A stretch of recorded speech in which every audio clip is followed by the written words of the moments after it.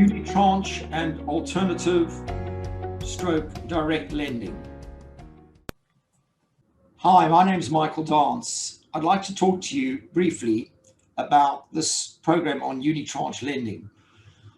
The program is normally run over one day, but I do recommend for most clients that it is delivered over 2 half-day sessions based on my long experience of the fact that it is quite a testing program, and there are certainly a number of granular issues in it as well. First thing I should really do is apologize for the rather tortuous name of the course.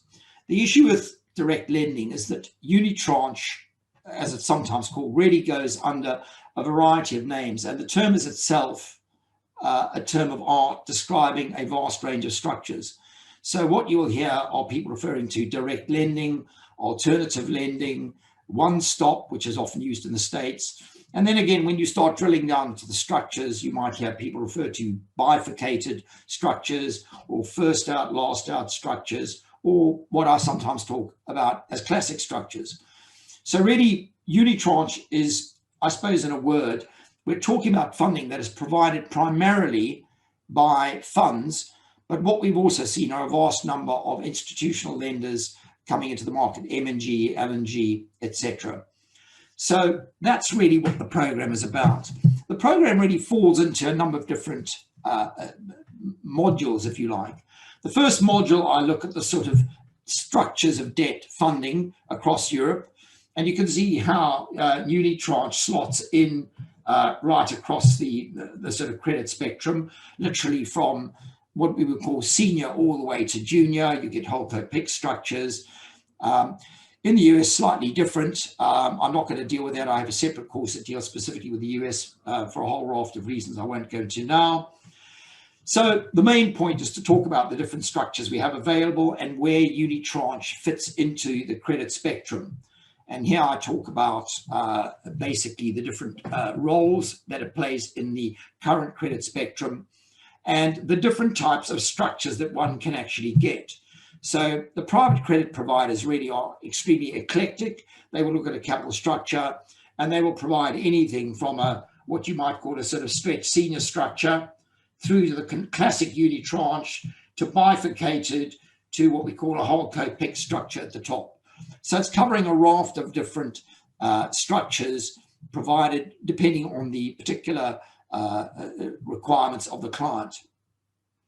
But I also talk about how to differentiate private credit, going back to this, from the traditional types of bank lending and indeed high yield bonds. So we're looking at the framework of why you might use private credit and why you might not.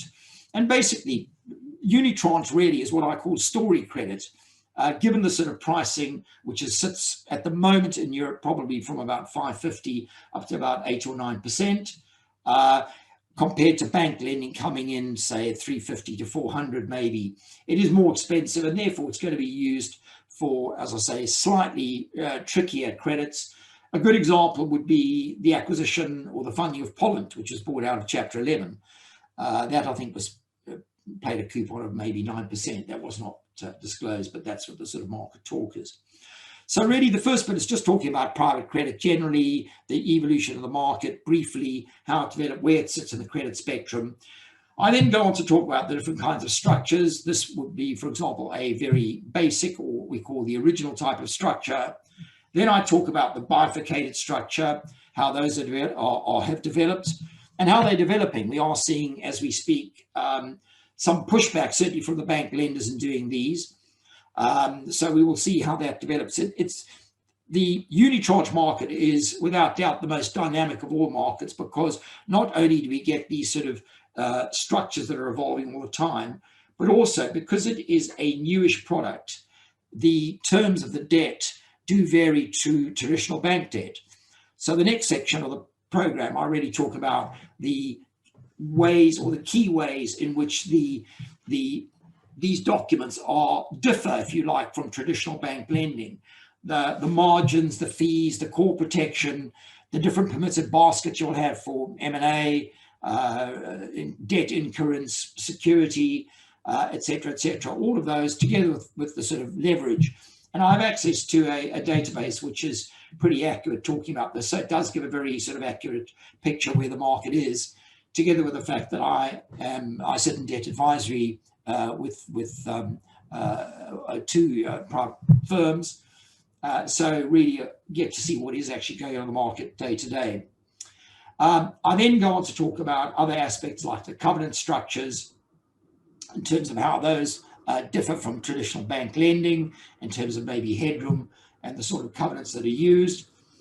And then we talk about other specific issues which are relate to unitranche.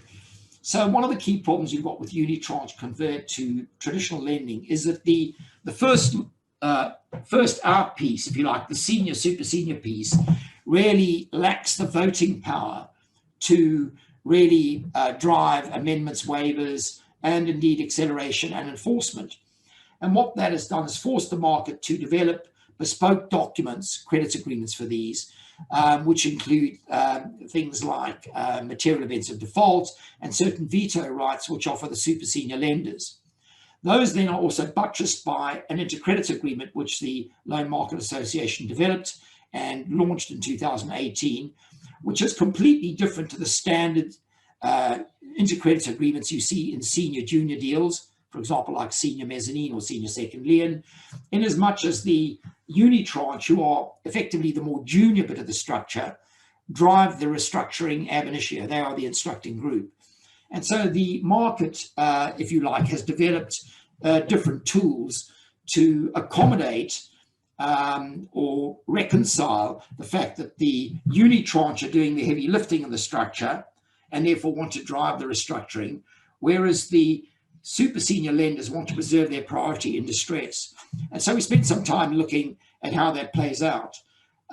So that's really what the program is about. And it is extremely granular, it is interactive, people have an opportunity to ask questions, and hopefully you will come online, and I look forward to seeing you in due course. Thank you very much.